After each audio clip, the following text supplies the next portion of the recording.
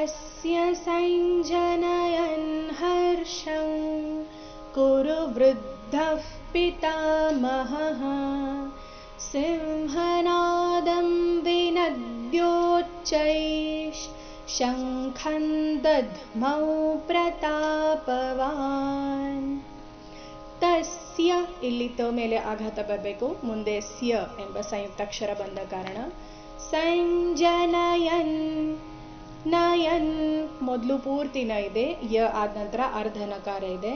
ಸಂಜನಯನ್ ಹರ್ಷಂ ಹರ್ಷಂ ಶ ಆದ ನಂತರ ಇರೋ ಅನುಸ್ವಾರದ ಉಚ್ಚಾರಣೆ ಕ ವರ್ಗದ ಅನುನಾಸಿಕ ಂಗ ಈ ರೀತಿ ಬರಬೇಕು.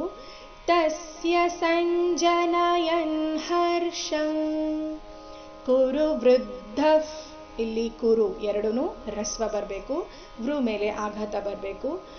ಕುರು ವೃದ್ಧಃ ಪಿತಾಮಹಃ ಪಿತಾಮಹ ಆದ ನಂತರ ಇರೋ ವಿಸರ್ಗದ ಉಚ್ಚಾರಣೆ ಹ ಅಥವಾ ಹ ಎರಡೂ ಸರಿಯಾಗಿದೆ. ಸಿಂಹನಾದಂ ಇಲ್ಲಿ ಸಿಂಹ ಸಿ ನಂತರ ಬರೋ ಅನುಸ್ವಾರದ ಉಚ್ಚಾರಣೆ ಅನುನಾಸಿಕ ಅವ ತರ ಬರಬೇಕು.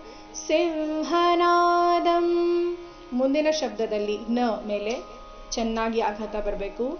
ವಿನದ್ಯೋಚ್ಚೈಷ್ ವಿನದ್ಯೋಚ್ಚೈಷ್ ಈ ರೀತಿ. ಶಂಖಂ ದಧ್ಮೌ ಇಲ್ಲಿ ದಧ್ಮೌ ಮೊದಲು ಪೂರ್ತಿ ದ ಅದರ ನಂತರ ಅರ್ಧ ಧ ಮತ್ತೆ ಪೂರ್ತಿ ಮೌ ಇದೆ. ಗಡಿಬಿಡಿಯಲ್ಲಿ ಬಾಯಿಂದ ದಧ್ಮೌ ಅಂತ ಬರ್ಬಹುದು, ಬಟ್ ಅದು ತಪ್ಪಾಗಿದೆ. ಸರಿಯಾಗಿದ್ದ ಉಚ್ಚಾರಣೆ ದಧ್ಮೌ ಈ ರೀತಿ. ಮೌ ದೀರ್ಘ ಬಂದು ಅದ್ರ ಮೇಲೆ ಆಘಾತ ಬರಬೇಕು. ಮುಂದೆ ಪ್ರತಾಪವಾನ್ ನ ಪ್ರ ಬಂದಿದೆ ಸಂಯುಕ್ತ ಅಕ್ಷರ. ದಧ್ಮೌ ಪ್ರತಾಪವಾನ್. ನೋಡೋಣ ಪೂರ್ತಿ ಶ್ಲೋಕ. ತಸ್ಯ ಸಂಜನಯನ್ ಹರ್ಷಂ ಕುರು ವೃದ್ಧಃ ಪಿತಾಮಹಃ ಅಥವಾ ಕುರು ವೃದ್ಧಃ ಪಿತಾಮಹಃ ಸಿಂಹನಾದಂ ವಿನದ್ಯೋಚ್ಚೈಷ್ ಶಂಖಂ ದಧ್ಮೌ ಪ್ರತಾಪವಾನ್.